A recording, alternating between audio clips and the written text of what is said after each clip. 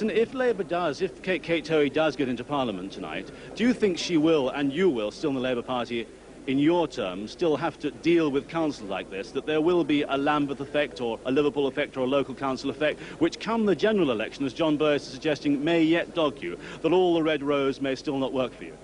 Well, councils will always have problems, and few of them are perfect, and the Lambeth Council isn't perfect.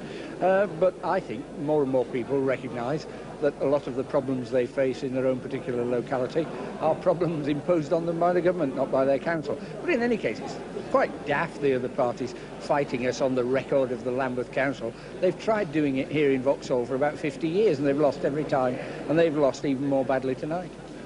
I wonder if I could just ask you a straightforwardly political question. Why was there so little Labour policy review?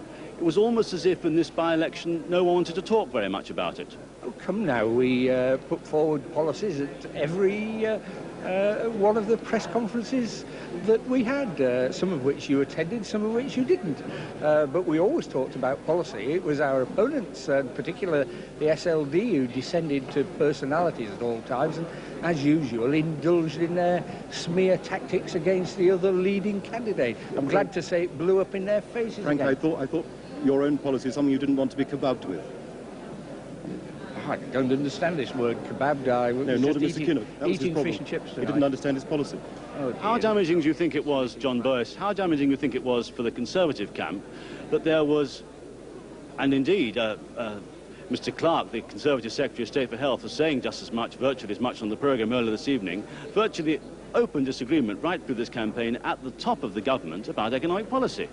Well, if there were disagreements on emphasis, it was on emphasis. There was no disagreement on the overall direction of the policy and the anti-inflation policy. And I have to tell you that the handling of the economy was not something that was raised with us to any great extent on the doorstep. What was raised was the housing record and the home ownership record, or lack of it, of Lambeth Council time and time again. Can I take the matter national now? You're a Conservative MP who won against the expected trend next door here in Battersea. And at that point, it looked at the last general election as if the Conservatives were going on from strength to strength, and if you like, that history was going their way. Have we seen in these Euro elections, and just the mini effect here in Vauxhall, the point at which the tide started to turn, at which the Labour Party became a serious contender? I don't think so. I think it sounds though we've seen a massive abstention by the British people. What we saw in Battersea last time was a massive vote for the Conservative Party, for home ownership, and frankly against, because we had it next door, the sort of Labour Party that people could see working in Lambeth. We'll come back to you later. David, back to